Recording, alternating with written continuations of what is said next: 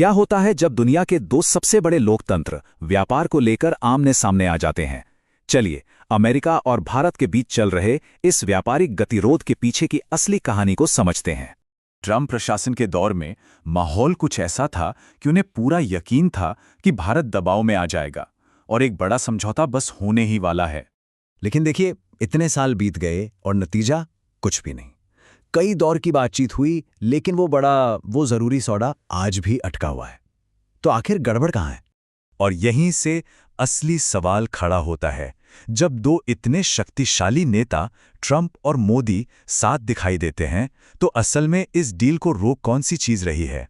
अक्सर सुर्खियों में हार्ले डेविडसन पर लगने वाले टैक्स की बात होती है, लेकिन असल लड़ाई मोटरसाइकिलों की है ही नहीं।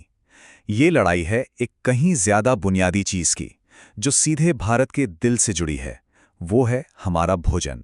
तो भारत का जो स्टैंड है वो तीन बहुत मजबूत पिलर्स पर टिका है, जिन पर कोई समझौता नहीं हो सकता। पहला, जेनेटिकली मॉडिफाइड फसलें। दूसरा, खेती पर दी जाने वाली सब्सिडी।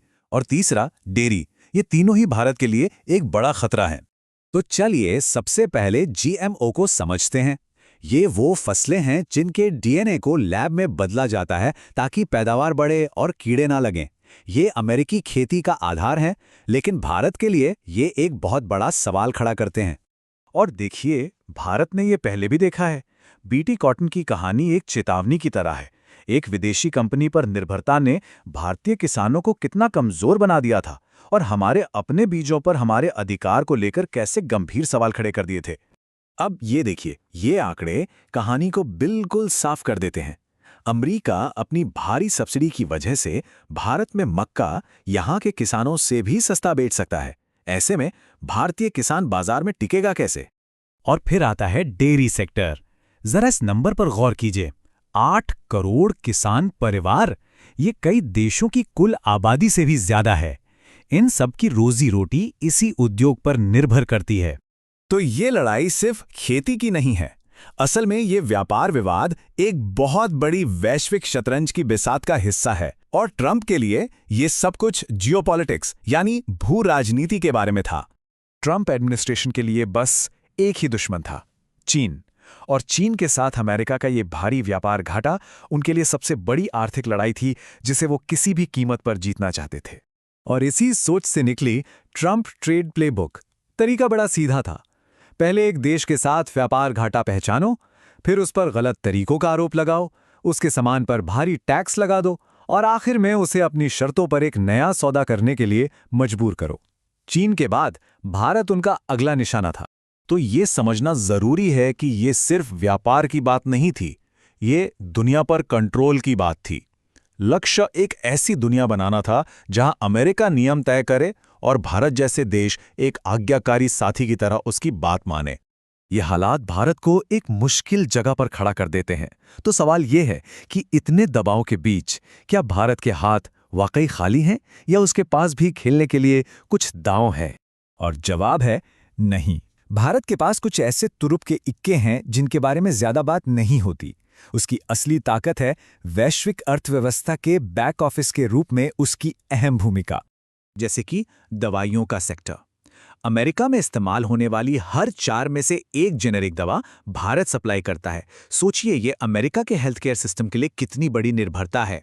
और ये कहानी सिर्फ दवाइयों तक ही सीमित नहीं है। दुनिया की सबसे बड़ी कंपनियों के आईटी सपोर्ट से लेकर रेयर अर्थ मिनरल्स तक भारत ग्लोबल सप्लाई चेन का वो हिस्सा है जिसे नजरअंदाज नहीं किया जा सकता।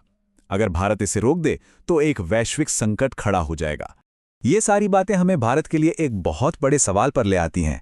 ये व्यापार विवाद सिर्फ आज के बारे में नहीं है, ये भारत के भविष्य की दिशा तय करने के बारे में है। और क्या वो एक खतरनाक आर्थिक जाल से बच पाएगा? अर्थशास्त्री इसे मिड इनकम ट्रैप कहते हैं। इसे एक तरह का आर्थिक दलदल समझिए।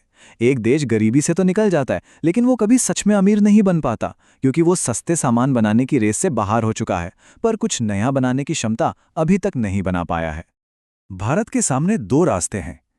एक रास्ता मलेशिया का है, जो सस्ते मैन्युफैक्चरिंग पर आगे तो बढ़ा, लेकिन जब फैक्ट्रियां कहीं और चली गईं तो वहीं रुक गया। और दूसरा रास्ता है दक्षिण कोरिया का, जिसने खुद को एक ग्लोबल इनोवेशन पावर हाउस में बदल दिया। ये चार्ट एक परेशान करने वाली हकीकत दिखाता है। इनोवेशन का जो ईंधन होता है, यानी रिसर्च एंड डेवलपमेंट, उस पर भारत अपने प्रतिस्पर्धियों के मुकाबले बहुत कम खर्च कर रहा है। ये अपने ही भविष्य में निवेश करने में पीछे है। और इसका सीधा नतीजा हमें यहां दिखता है, नए आविष्कारों की कमी। पेटेंट जो होते हैं वो एक अमीर अर्थव्यवस्था की करेंसी की तरह हैं, और इस मामले में भारत जरूरत के मुताबिक उत्पादन नहीं कर रहा है। तो आखिर में इस व्यापार वार्ता का दाव बहुत बड़ा है। ये सिर्फ टैरिफ के बारे में नहीं है, ये इस बारे में है कि क्या भारत इनोवेशन की सीढ़ी चढ़ेगा या उसे हमेशा दूसरों पर निर्भर रहने वाले रास्ते पर धकेल दिया जाएगा। तो सवाल यही है, भारत कौन सा रास्ता चुनेगा, नवाचार का या ठहराव का? दुनिया के सबसे ज्यादा आबादी वाले देश का भविष्य इसी एक सवाल के जवाब पर टिका है।